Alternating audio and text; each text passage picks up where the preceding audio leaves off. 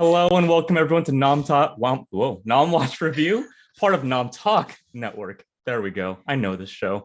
And on this show, we review the latest film drop or a throwback celebrating a milestone while eating and drinking our favorite movie, snacks, or drinks. I am your host, Jefferson, and right now I'm enjoying a Diet Baja Blast and some nacho fries because nacho fries are back. Nacho fries. And That's great. I'm gonna drop that first F-bomb and say I fucking love Casablanca, but we'll get to that. May I introduce our guest tonight? We have Jennifer. Hello, I am drinking a lovely white wine in a 1930s glass from my great grandmother, and then the snack that was invented for soldiers in World War II. My delicious crusty M&Ms. Perfect. Wow, very that wine glass is very Rick's. I'm making sure I don't knock it over because I would be devastated. Oh snap! Yeah, this is my first time eating at my desktop. I totally get it. And then we have Jonathan. Hi. Thank you for having me. I failed the assignment. I don't have a snack or a drink in front of me because I had technical issues getting here, and I delayed the whole thing. So I apologize for that. But I'm super excited to talk about Casablanca, and I love Jennifer's background with the Rick's Cafe back there. That's great. Had to go all out. Glad you're here. Glad you're here. I also just like got home at just nick of time right before we got online, but something that I want to bring up is just gosh, like we're at the 80th anniversary of this goddamn masterpiece, and I'm still wondering where the 80th anniversary Blu-ray is, because 4K Blu-ray I should say. Oh yeah, because definitely I need a new addition to my collection. How many copies do you own? Should I just bust them out right now, or have them on my desk? I guess to like start things off, about this much here that I brought from my parents' home, which is Wow, 2 copies of VHSs, different covers, the Blu-ray, the Japanese DVD when I visited my uncle in Fukushima. oh wow, 2 different copies of the DVD, the clamshell VHS. I did not bring the big box 70th anniversary from my parents, but I brought the small box 70th anniversary Blu-ray from my parents. wow. And yeah, those are all the physical media that I have so far. Oh, That's awesome. Laserdisc also back to my parents. you have it on Laserdisc? I do. Wow. Yeah, I'm only missing Betamax. If anyone has the Betamax, let me know. I'll keep an eye out. I don't even Wow. have Betamax player. I just want one. That's impressive. I yeah. I don't think I own any movie that many copies of. Yeah, no, I'm dumb. No, I thought 4 different versions of Jaws was a lot, but you have me beat. Jaws. I mean, another topic entirely. The first one, yeah. The rest of them are so. They're all different copies of VHS, DVD, and so. They're all different DVD, Blu-rays versions. Yeah. All right. I guess like I love the collectability of these anniversary editions. Just there's new stuff always. Like they'll find ways to put new bullshit in these editions. Like this thing has coasters. Oh wow, that's cool. I didn't know that. It's the theme. Yeah, right. It's only Yeah. missing a Criterion collection, and we'll get there someday. Yeah, I want that. Yeah. You're Anyway, so picky. so picky. Picky. Well, I mean, it just feels right. Like I don't know if it. I guess there's already enough editions of this movie. Maybe it just needs to be like preserved in the Criterion collection. But if Wall-E can make its Criterion collection, Casablanca can make its Criterion collection. Yeah. Fucking Wall-E's in there now. Anyway, I love Wall-E, but Oh, that's me a different too. story. No, it's still a love story, unrequited love story. I think it fits the bill. It is. Casablanca. What do you guys want to start with? Let's see. So, directed by Michael Curtiz back in 1940. 3, 2, I should know this. 1942, if we're talking about the 80th. Yeah. 42. Right, 1942. And it's just, I guess, like, to me, it's just the seminal piece of like American cinema that's just, it hasn't quite like stood the test of time, but it's like, I guess, like, transcended and like is a perfect example of like big bombastic American cinema that's just this, like, it's a big production, but it's not an artistic auteur artsy fartsy movie. It's pretty straightforward in itself. Like Michael Curtiz, Yeah. I don't think Michael Curtiz is just not really an auteur of a sort, like compared to the likes of like someone like Kurosawa or anything like that. It truly is just a straightforward movie, but it's the sum of its parts is what makes this so great. I guess we can start with Jennifer. What else would you like to say about Casablanca? I love the pacing of it. It just doesn't let up, and you kind of get that tension and the anxiety that everyone who's trying to get out of there and get away, whether it's the couple that you see at the very beginning when they find out about the murdered Germans on the train and they want those papers because they want to, that's the Bulgarians, and they want to get to America. They think they'll have a better life there, all the way through to the scene at the airport at the very end. So it just is paced so perfectly that you feel like, what's it, an hour and a half or so? You don't even feel like that time has passed. Yeah, it just speeds so fast. Speaking of that airport scene, I don't know if any of you are any of you, I don't want to dox any of you, but this movie was filmed almost entirely in Burbank, and that was filmed very, very close to Burbank at the Burbank Airport, I want to say. Hawthorne? Oh, No. wow. It's very close. There was two. They used two different airports for two different scenes. I remember. It was the Burbank Airport. Yeah, I think so. Yes, yeah, Burbank Airport, and Well, another shot somewhere else, like a sound studio. But I hear the planes from the Burbank every day because we're not too far away from there. Same, yeah. Not to. Oh, hold on, we got some. Let's see. Cue Ball says, "Hey y'all, can't wait to dig into this classic. I'm drinking cheap ass version of Mountain Dew, and I ate some pork chops and fries. Nice." That's very Mountain Dew. I don't know how I can relate that to. I suck at improv. I don't know how to relate that to Casablanca. They made the airport foggy, and then they wet the ground because it photographed better. Oh, perfect. There you go. Very nice. It's a big stretch, but Jay Fancy Pants says, "Hydrate, bitches." Hi all, I love this. Great film, and you are all amazing. Thank you so much, Jay Fancy. You are also amazing. Let's see. Oh, okay. And then Jonathan, what else would you like to, I guess, to like start things off with Casablanca and this movie's legacy?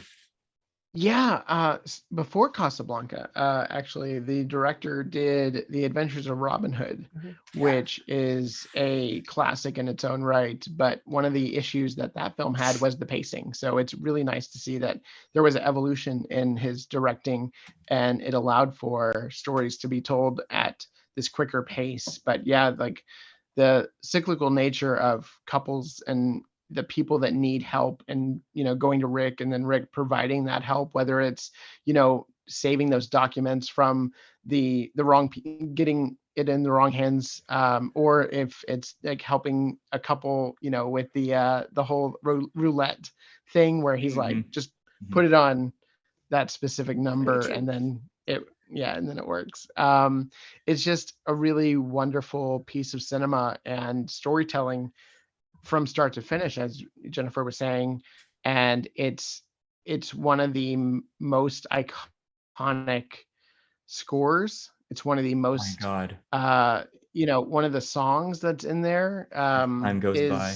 Just as time goes by is universally loved. And then you have the cast, and the cast is just brilliant from top to bottom. Like everybody's just firing, and it's wonderful.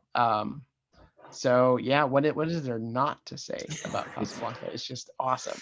We'll get to the cast. We'll get to the cast in a minute. Let's see. Yeah, Cue yeah. Ball says to give their popcorn rating. No, Cue Ball says it's a 5 out of 5, classic through and through. Humphrey Bogart delivers every classic line in this movie. It's timeless, stands test of time. They do think it stands test of time. All right, all right. Tidy Bull Boy, one of the best ever made. Hi, by the way. Hi, hello, Tidy Bull. Oh Hi, my. Mike.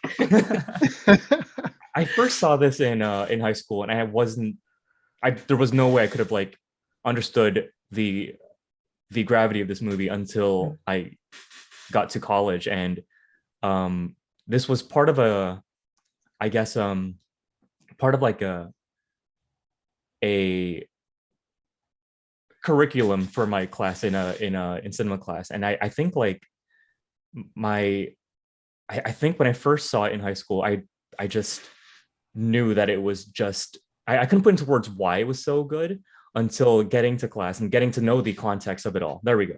Getting to know that like it was not only like a, for all intents and purposes, a propaganda film, but just the meeting of these two actors, Bogart and Bergman. No one knew this was going to be a hit. No one knew this was going to be as revered as it is, but something about the magic between these two performers just really took off and gravitated towards so many people. Let's see what else. I would I I fell in love with Bogart in Maltese Falcon, but this is my first time seeing Ingrid on screen, and I was just smitten. Just every, like I think you said earlier, Jennifer. What was the style of a camera you were talking about off camera when we were? Oh, how they filmed her through gauze to Yes. make her look more soft and kind of dreamy, because that's Rick's dream, Yes. and here she is now, kind of a nightmare, I guess, that's, a certain point. But they did that to soften her up. And they would light her eyes to make them look like they were extra bright and kind of sparkling, kind of like ring lights do to us now, I guess. Right. But yeah, so they really took care to make her this ethereal dream woman who's just sitting right in front of him, who he's tried so hard to forget. And so that's why I said dream, nightmare, however he chooses to look at it, of course. But yeah, they did a lot with light and shadow in this, filming this. And I listened to a couple of really interesting commentaries on it, and I was like, oh. And then when I watched it again after that, it had more layers to it than I had even considered in the beginning. Yeah, about lights and shadows, it's not a film noir, but it truly has like elements of it. Like there's a scene where Rick is just completely in shadow profile, and it's just, where did it go? It's just, let's see. It's just our officer talking to Rick, and Rick is just like profile, like back towards him. And that's just, I guess like a how do I put this? Like a trademark piece of like film noir cinematography, iconography, just shadows, Venetian blinds in the ending of this movie. It's film noir in a I guess like adjacent sense. Yeah. It's a mix of film noir and magical realism, I would say. It's definitely unique in that I can't think of, because you were saying like how dreamy she was shot, and the characters all have like this ambiance about them that not even Hitchcock had shots like these. Like this felt ethereal almost, and I think that's why it feels like a dream when you're watching it, like, because it stays with you, but it's also like not tangible. Like that's whenever you said it was shot in Burbank, I it's hard to like put that together in my mind, because I was like, no, that's it's shot in my mind. I'm sorry for ruining the magic. Dang it's it! Shot somewhere else. It's not in Burbank. It's actually in Casablanca. Exactly. They actually went there. Transpose that with Back to the Future, because the Burger King that Marty rides his skateboard by is in Burbank, and every time I pass that, and I'm like, oh, Marty could like be here today, you know. Was that really that big? Yeah. The Minus one the on jazzercise class. That's Victory? right next to the Burger King in the movie. But yeah, like Casablanca is just, it's so whimsical and magical in its setting. Obviously, it is a very dramatic place and an in between of this war and freedom, and you have that juxtaposition, enveloped brilliantly by the screenplay, and why everyone is going to Rick for help. But I just, you say Burbank and I'm like, no, it can't be. It's not possible. What was your first times watching this movie? Let's start with Jonathan. Mine would have to be in film school. I went to Baylor University and majored in digital media and fine arts, and we definitely did a course. And I'm trying to remember what the curriculum was that brought this out. I mean, we did cover 1940s cinema, and maybe it was just encompassed by the decade, but I don't know if there was something that was thematic about it that we had a lecture on or something like that. But I just remember being captivated by the performances, by the Claude Rains, who was a 1930s actor and like a lead actor, and then he's like in this side role, and I'm always infatuated by that, because my favorite film is The Third Man. Whoa, yeah. The Orson Welles film. Well, he has a small role in it. It's a Carol Reed movie. Isn't Peter Lorre And also coincidentally? Peter Lorre is not in that. No. Okay. Something else. But the Peter Lorre character in Casablanca reminds me of some of the like characters in The Third Man, in that they only show up for a scene or completely like take you by surprise, like how much talent is in this side character and why you care so much about what they're doing and their story, and you're like, oh wait, we could have had a whole movie about this character, like, right, and we're just focusing on Rick this time, instead and that's his character the magic of this movie. Yeah, exactly. Yeah. Sorry to interrupt. It's it's wonderful. But yeah, my first time was just, I was just in awe.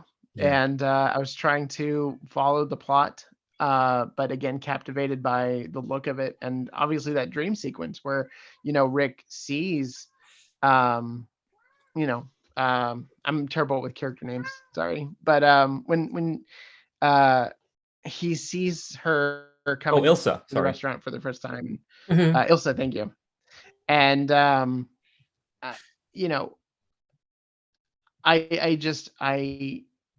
I felt for him in a way that I didn't feel for other characters of that era, if that makes sense. Yeah. Like, I was really rooting for him because he had been down this, traumatic past. And, for him to make the choice that he does at the end is just really impactful as a viewer, and as, somebody that was, starting dating and going through relationships at the time. It was really interesting to experience that way. Excuse me, but I'm really glad I didn't watch it before then, because had I watched it earlier, I don't think I would have appreciated it the same way. That's a good way of putting it. I don't think I've ever seen. And Jeff, you saw it growing up, right? I saw it in high school first. Okay. Not without like knowing like the context. I thought it was all right. And it wasn't until I guess being in a relationship, I forgot about that part. I guess being in a relationship probably helped. Yeah. Captivate this movie a lot more for me in college and also being in class. I forgot about that part. What about you, Jennifer? Was it the same for you? My first time was 1996. So I was out of high school, a couple of years out of high school, and I worked at Blockbuster. Oh, nice. And I was really tired. Sorry, my cat's helping. What is I was Casablanca? really tired of Little Rascals, really tired of it. And I was like, let's put on Casablanca. And I just sat there. I leaned against the counter like this, staring up at the TV. It was like a Tuesday afternoon. Nobody was coming in. And it was, and I had been through a really bad breakup my first year of college. So it really, and it wasn't, it was a bad breakup in that it broke both our hearts, but it was for a good reason. So it was like, man, I can see what I feel for him. I feel for him so much because, you know, he was so busy taking care of everyone else on a small scale and ignoring his own needs. So it kind of, it resonated with me a lot, and it went on my employee favorite shelf. And then every opportunity I've had to watch it since. I have a couple DVDs of it, not quite as many as some people I could talk about, but and I own it on Amazon digital as well, just so I always have it on my phone or in my office when I'm working. So yeah, it does make an impression. And I think you have to have had that first relationship or some sort of relationship to really get the nuances Forgot about of that. what's going on. And honestly, it helps if you know just a little about World War II as well, because his reluctance to help people, his reluctance to get involved, he doesn't drink with anybody, he doesn't do anything. That was America getting involved in World War II too. Isolationism, this character Yeah. of Rick's, that's something I do want to touch on about how this Rick character, we know why he's such an isolationist, and we get it, like we feel for him. And we see him go through this journey of like, I stick my neck out for nobody. And it's just this like, it's just this this series of events, and seeing Ingrid again, and just like it's just really wholesome seeing him like open up a little bit more again, especially with the casino roulette scene. The Bulgarian couple. Fuck, the Bulgarian couple. Okay, real quick about that. In this movie, there is I guess like in this day and age, we call it a side quest in RPG video games. There's a side quest where you see this Bulgarian couple, and they're having a bit of trouble with their visas, and they're like off in the distance in scenes, just doing their own thing, trying to figure out how to get these visas. And they have almost no lines in some of their appearances, and it's not until we get a confrontation between I guess the fiance in this scenario, wouldn't it? The woman, the fiance goes to Rick. The woman in this couple, and she asks Rick for help, and she gets like almost like a adamant no, but there's something, he does something that just kind of, I guess it warmed my heart when I first saw it. And it's just, God, this scene makes me speechless. It just, who wants to take it from here? I'm sorry. To journey through that scene, it is really wonderful. And that's the scene that I think, because it happens, I think, does it happen in the middle of the movie, or does it happen like right before the middle of the movie? It goes throughout, but the core of it is in the middle. The roulette's like towards the middle. When she goes to him and she tells him that they're trying to get the money for the visas, and he's spending all their money on the roulette game, and he put it on, and she's and her line is just like, and he's not winning. It's just like really heartfelt and like emotional. And then Rick is like, I'm sorry about that, and like he just takes it upon himself to walk her over to the roulette table and then just guide him, and in a way that he doesn't necessarily say put it on 22, but he's like, he flat out says it. Yeah, he's like, put it on Oh, he 22. does? 22. And then he looks at Oh, okay. the dealer and he's like, 22. But also, because I it thought had was to be less very, blatant than it was pretty blatant. that. Okay. What wasn't blatant in that scene is she's basically telling him the way she's going to get these exit visas is she has to sleep with Renault, Claude Rains' character. Yeah. And she goes and like, oh, my husband won't find out because I'm not going to tell him, and I'm more mature than he is. And I'm like, all that and was so subtle to me, and when I first saw it, Yeah. flew way over my head. I had no idea that was the implication until yeah, I guess like reading more into the movie, the Yeah. book by Harmetz, by Algene Harmetz, and I guess like that like is also a testament to Koch's writing, to Koch's Yeah. right. There's another person that also wrote. there was twins, and then Epstein twins, and then Epstein and Koch. Yeah. Yes, that's a testament to their writing. We'll get to the memorable quotes there in a minute, but just I guess like in a post Hayes world, there was no way they could have said No. the situation in that way, and the way that Right. they did it was just so perfect. The way that it was, I thought it was just perfect. Like the way that, not like thinking back on it, it's like it's so subtle. It says all you need to know, and the woman's acting is just it's heartbreaking. Like seeing her talk about this. And I think Jennifer said, yeah, I think you mentioned that it was actually the identity of this actress. Yeah, she was 17. It was her first role, and she was somebody involved with the studio was their daughter. Yeah.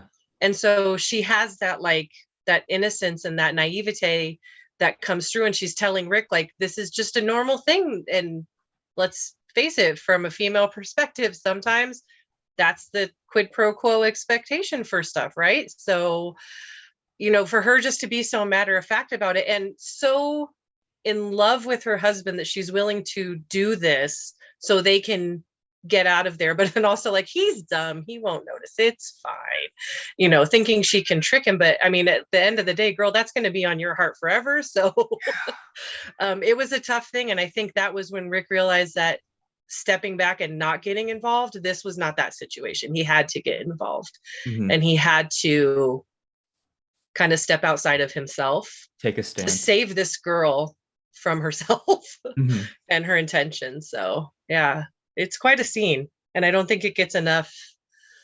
It doesn't get enough spotlight because there's so many things in this movie that draw the attention that scene kind of goes. It's very powerful, and it kind of goes under the radar. It's a very underplayed scene. What is underplayed is the Viva la France scene. With this movie being released during occupied France, that's just the most unsubtle like way to just have that bit of like empowerment for the people of France. I loved that scene is just so powerful to me. It's such like a big moment in just the middle of the film, and it's almost like a tug of war in a way with let's just say it, they're Nazis. It's just a big tug of war scene with the Nazis and the patrons of Rick's bar, and it's almost as if Rick could have stopped it, but him not was almost as him taking a stance. Like he could have intervened and said, yeah, it was definitely him taking a stance and choosing a side.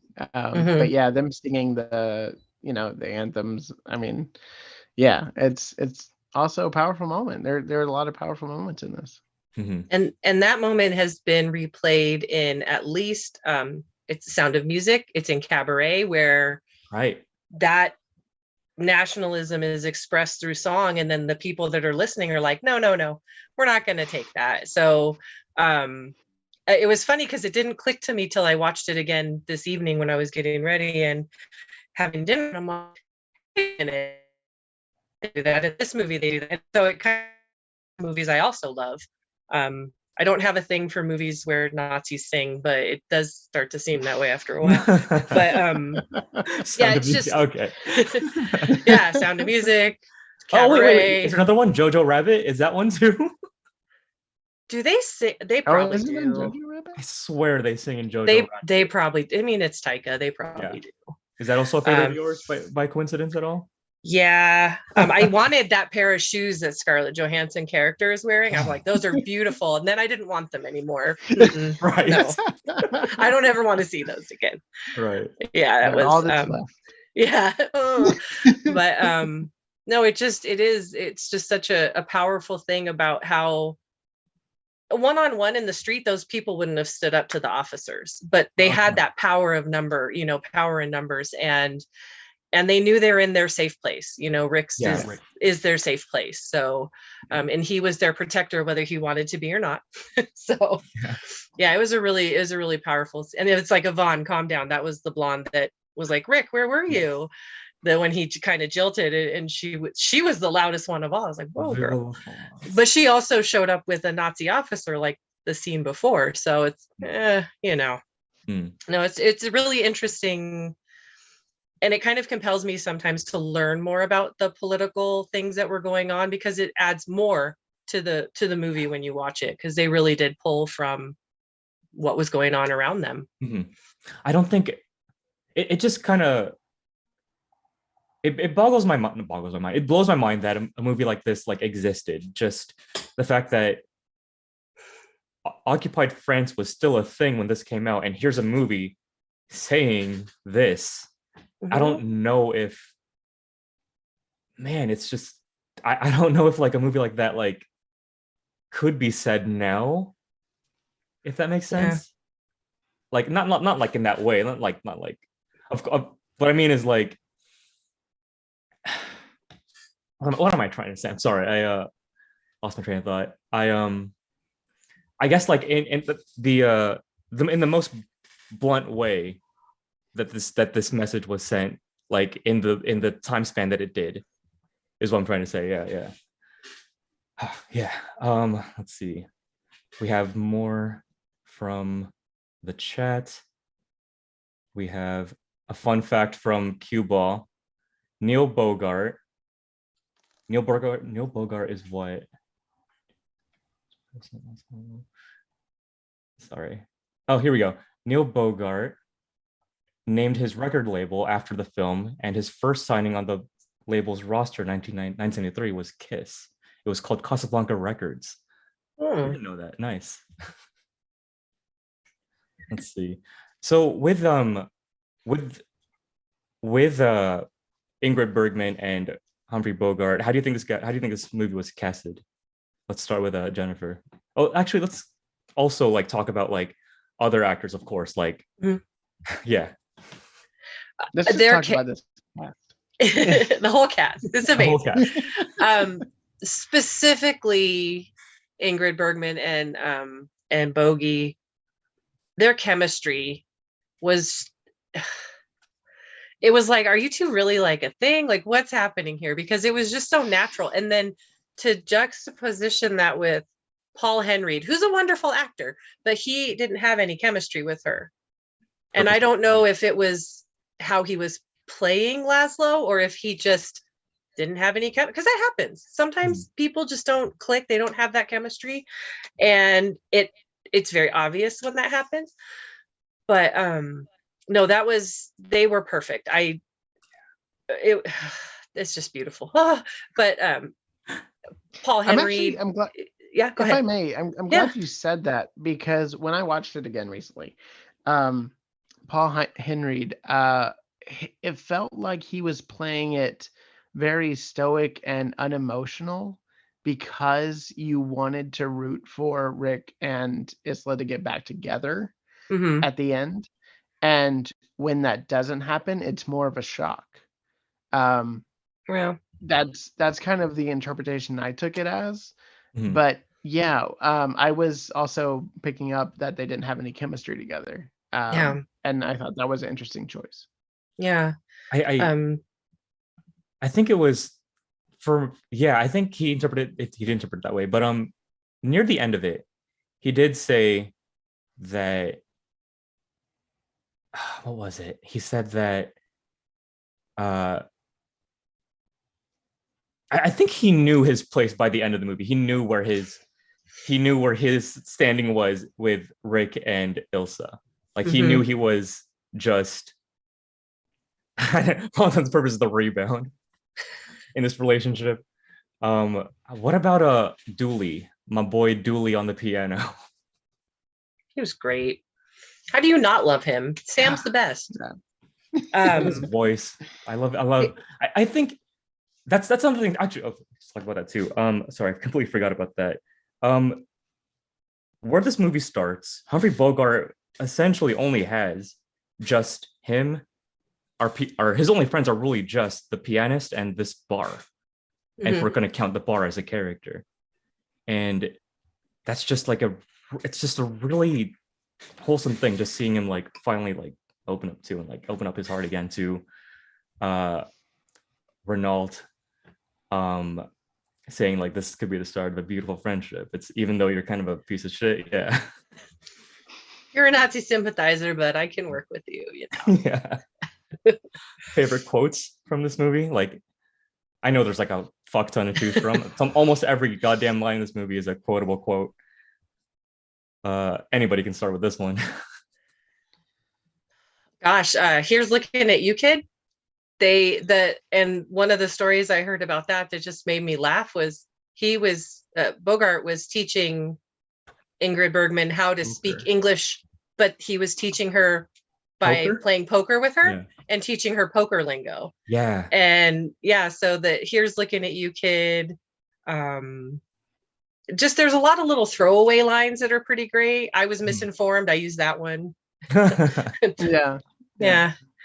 And of course the play it Sam, play it again Sam, but it's just play it Sam. But yeah, there's so many. The whole movie. Towns. Yes. Yeah. The play it Sam, about that. Let's myth bust that real quick and say that the people, even Woody Allen, thinks it's play it again Sam, and it's not. It really is just play it Sam, for old time's sake. It's a simple line. That's all. There's just simple words. I don't know that I would let Woody Allen be the expert on anything, so it's fine. Oh no, hell no! I have not seen any movies of his since. I've only seen one movie of his, and like after knowing everything, I just don't. I don't think he was focused on classic movies. Right. There's too many lines. What about you, Jonathan?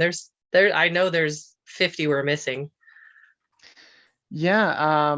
The Jen joins the kiss me as if it was your last time. You know, like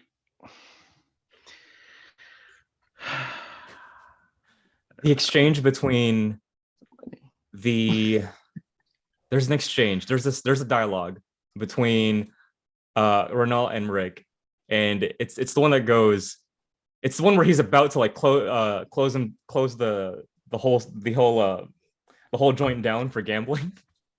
And Renault goes, "I'm shocked to find that gambling is going on in here." And then some guy just goes, "You're winning, sir." Oh, thank you. It cracks me up every time it happens.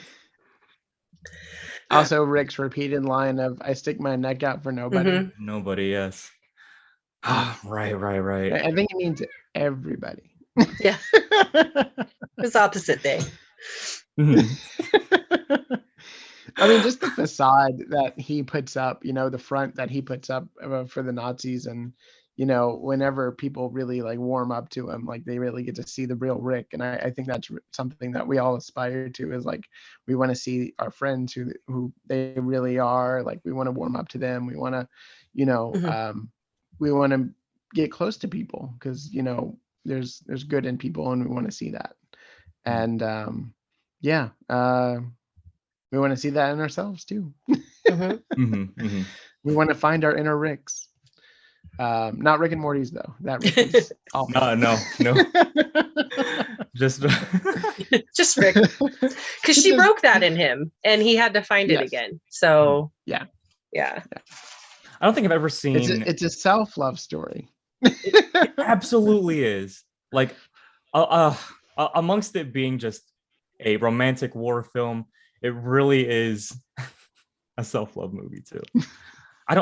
This is truly, it truly is like, if I had to pick a war movie, it's this. Like, there's nothing that compares. If we're gonna talk about our people put Citizen Kane on a high pedestal.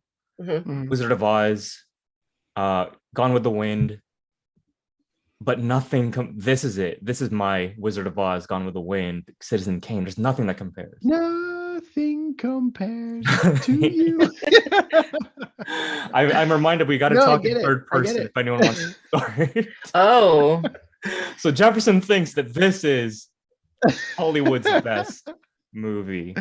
Like, sure, Citizen Kane. Sure, I get it. I truly do. But Jefferson thinks that this is it. Like, nothing is this romantic, this full of intrigue, this full of just raw empowerment, and just so wistful. This is it for me. This is my comfort. This is Jefferson's comfort food movie, other than The Breakfast Club. How about you two? And we got to talk in third person. Well, Jennifer loves the aesthetic, obviously. Jennifer loves the 40s. She also loves that they made it very realistic with how wartime, they weren't super fashionable. They weren't in beautiful gowns. Ilsa's hair wasn't perfectly coiffed all the time. It was a little frizzy a couple times, but it's what they had to deal with. And Jennifer appreciates that they didn't over glamorize the situation, because that made it a lot easier for Jennifer to put herself in that time frame. Sorry, Jennifer's cat is biting her toes. Go away. I should have closed the door. So Jennifer appreciated just it's a feast for the eyes, like everything in it, the fashion, the lines, the shadow, the light. We talked earlier about the blinds, I think we might not have been online yet, but the Venetian blinds, and that to Jennifer is the prison they put themselves in, right? So they're behind these bars, and that really is that film noir kind of little hint and kiss that they give in this movie. So that's definitely something that Jennifer appreciates about it. And Jonathan? And Jonathan appreciates the small roles being played by larger than life actors such as Peter Lorre, such as Conrad Veidt, Claude Rains, and just the overwhelming scale that this film has when you think of films like Rear Window or Rope, movies that are in one specific place. They feel a little claustrophobic, and Casablanca does not, because, as Jennifer was saying, the aesthetic, which Jonathan also likes. I feel very weird saying myself my name with my likes. But the other thing Jonathan likes is the parody that comes with every box set of Casablanca, which is Carrot Blanca, the Bugs Bunny and Looney Tunes parody, written and produced by Tim and Julie Cahill, who I recently had on my podcast to discuss the origin of that. And it is wonderful and magical all in its own right. And it started with their first viewing of Casablanca as a couple and personally in theaters. Would love to plug that in at the end. For the 50th, yes, for the 50th anniversary is when they saw it. And they saw the characters being larger than life and having a vessel for the Looney Tunes cast to replace the live action cast in ways that made sense, and a new way to tell this story in a albeit condensed 6 to 7 minute version. Yeah, but it is one of the best parodies that Warner Brothers has ever produced. And it just happens to have the Looney Tunes, and it just happens to be Casablanca. That It's they use interesting as that the source it's material. wouldn't in this scenario would it be a self-parody Hmm. with it being Isn't Warner all Brothers? parody self-parody? Uh, Oh, I see what you're saying. Like Warner with Brothers Warner Brothers making parodying fun of Warner themselves. Brothers. Yeah, Sure. laughing at Yes. themselves.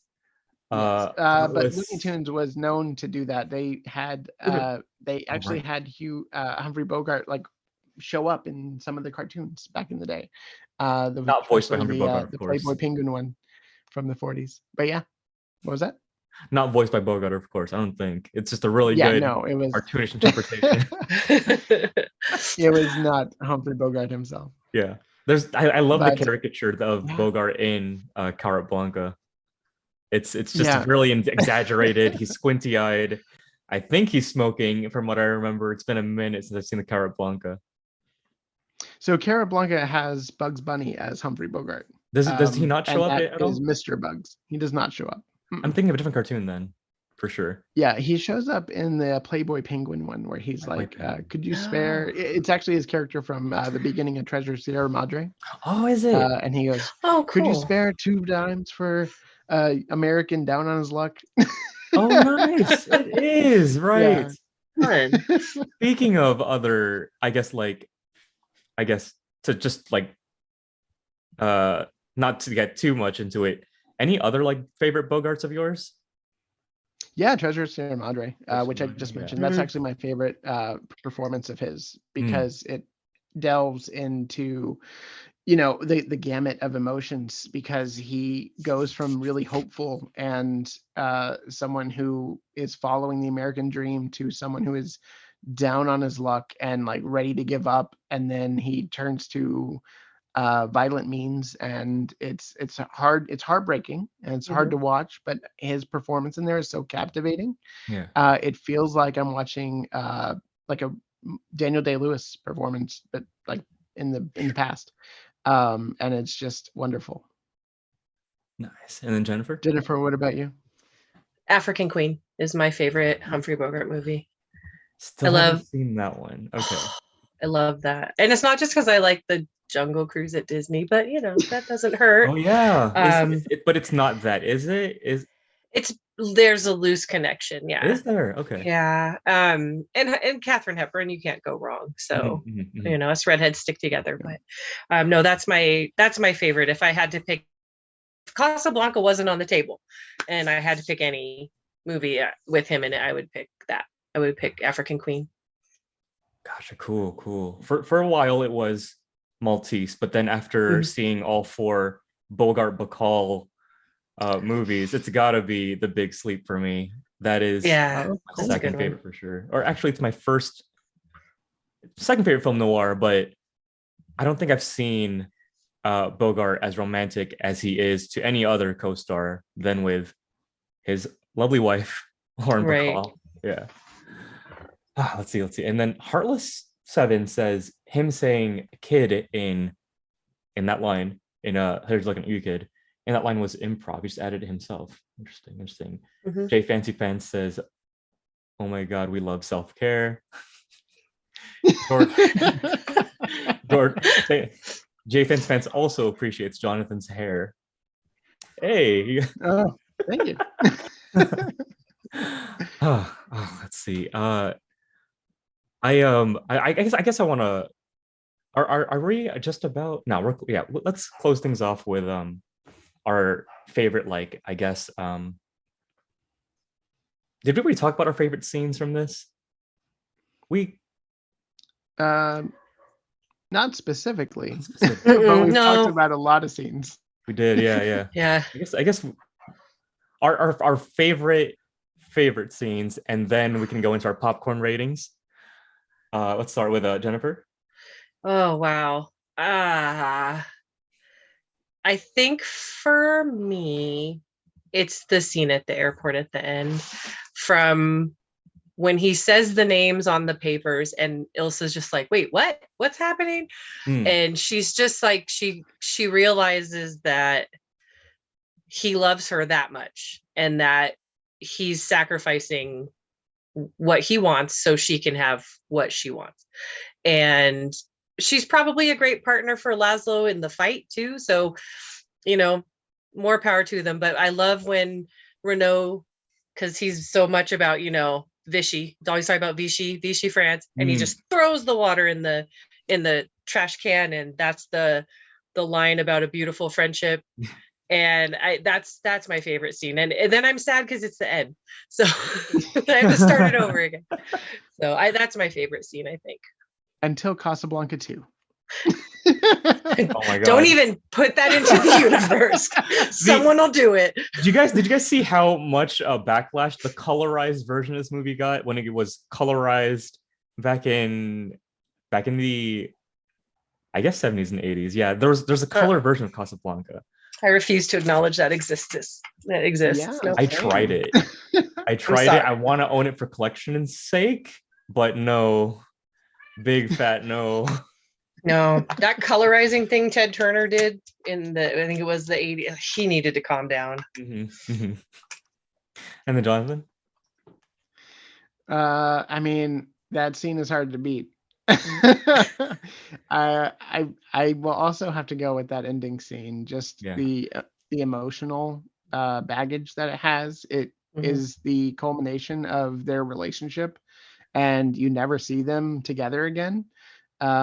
And you will never see them together again. Like, that is as final a scene as you can have in a movie, and it just works. And it really, like, a lot of good movies have good endings, but not solid, 3 acts, like they can go, like, they can have a good first act and then like a middle second act, but then, a good third act.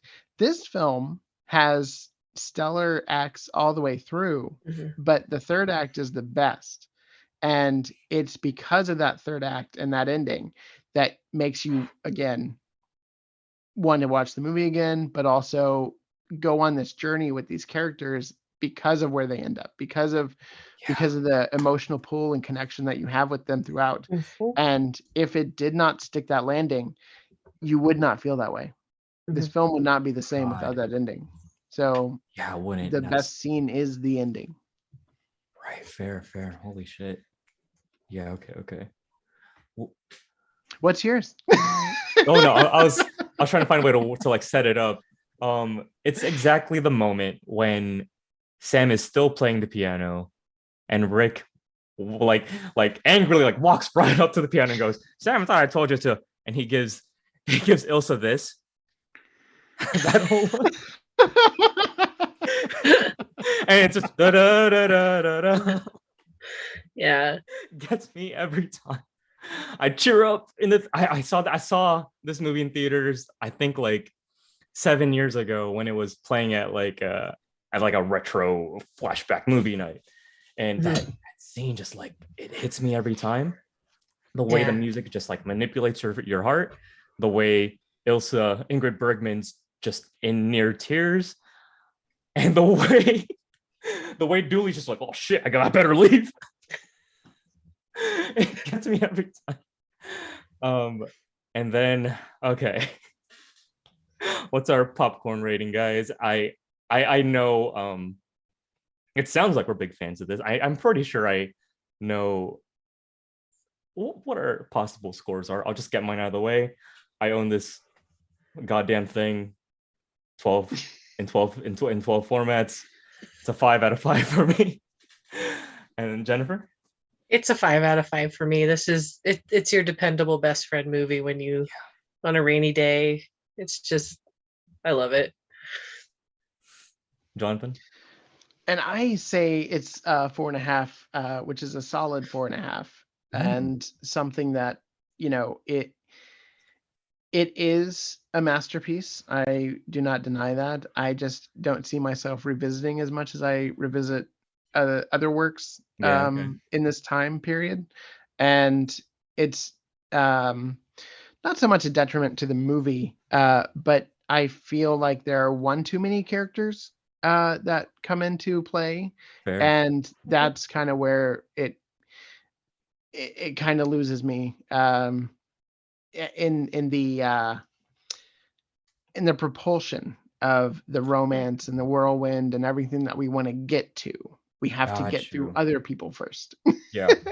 And so that's where I'm like, this, it could have been a little tighter for me, but I still love it, and I still revisit it from time to time. And I own 2 copies, nowhere near as many as Jeffrey. No, I think 2. We're both at 2. Gotta get those numbers up, boys. Let me go on Amazon right now. Sorry. No, please don't spend your money on.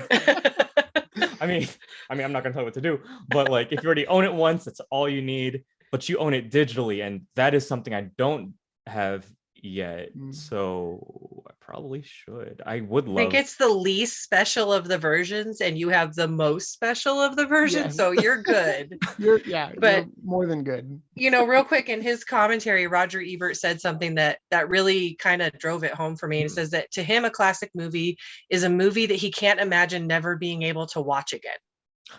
And that, like, and my son and I talk about him a lot. I miss him. Roger Ebert was amazing. And so to hear that and in his voice when he still could talk, I was just like, so it kind of added, it kind of gave a little even more to the commentary for him. I'm like, oh, he's right. There's movies I can't imagine never being able to watch again. So that kind of was a great definition for me and summed up this movie for me as well. It's just incredibly rewatchable. Yeah.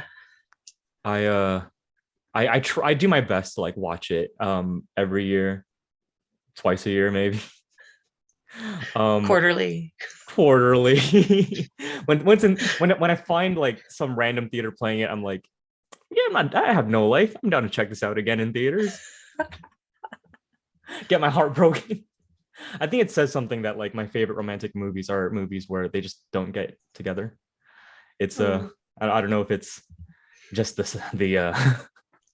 just the edgelord in me, but just I don't know if you guys I don't know if you guys have seen The Umbrellas of Cherbourg. That's another movie that I recommend. If you love Casablanca, that's another romantic movie that's just, it's not meant to be.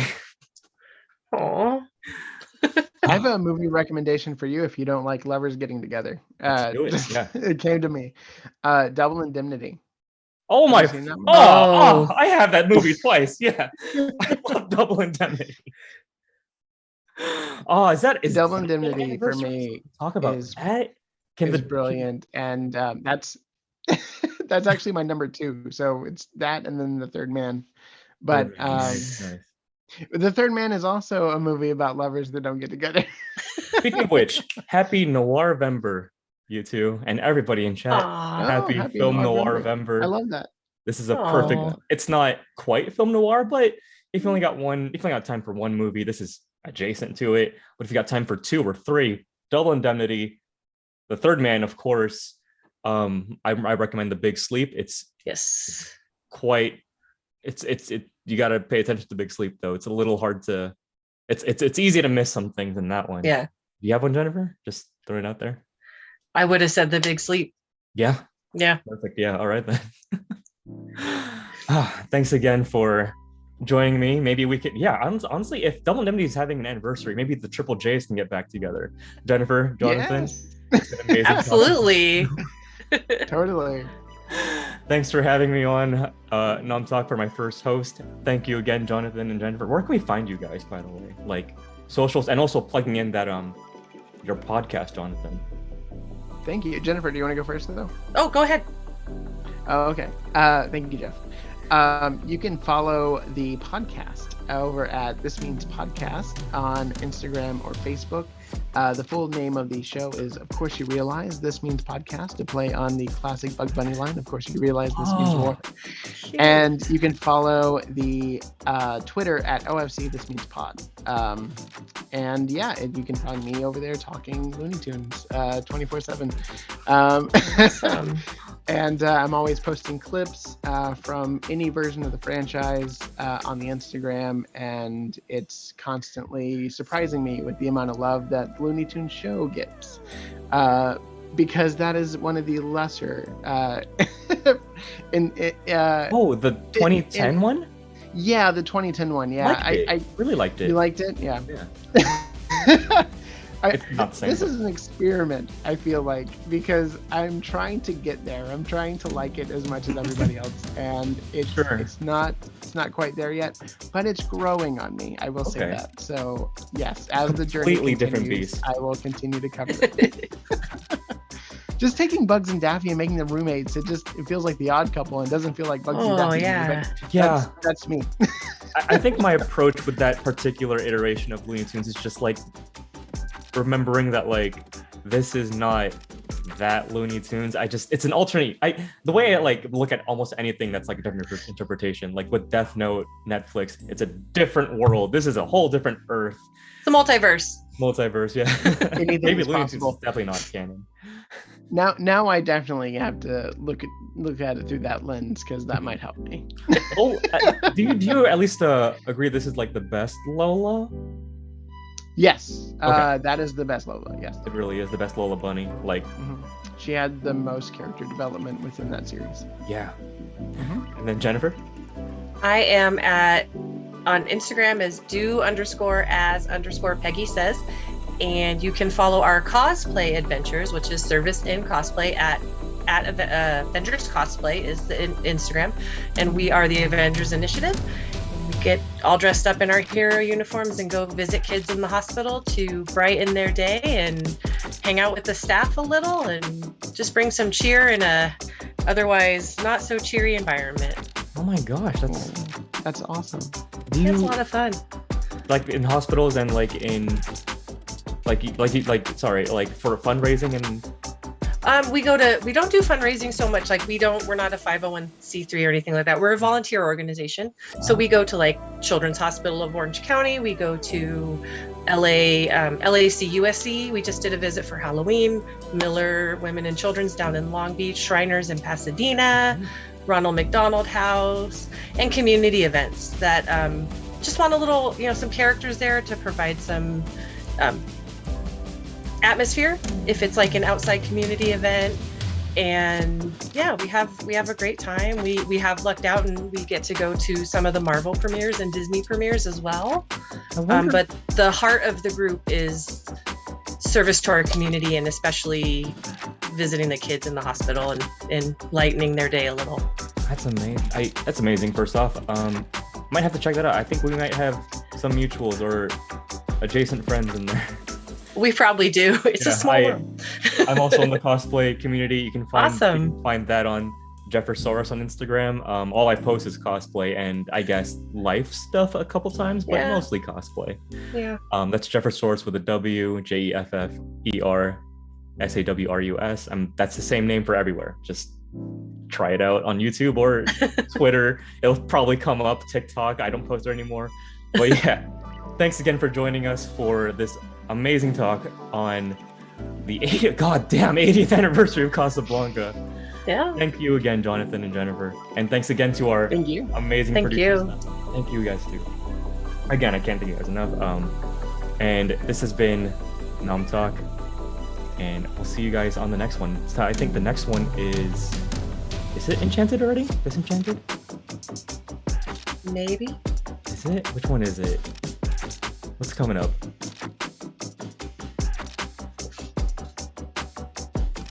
Yeah, I'm sorry. Aladdin is next Tuesday. Aladdin, okay. I'll see whole you guys. New world. I will be back for Enchanted/Disenchanted, so I'm excited for that. I'm going to go see it tomorrow night. So. Right. Very excited. Oh, wait, is that... Actually, I take it back. Disenchanted is tomorrow. Next week is Aladdin. There we go. For the flashback version of Nom Talk. There we go. Thanks again, guys. I'll see you soon on the next one. Later. Bye. Thank you.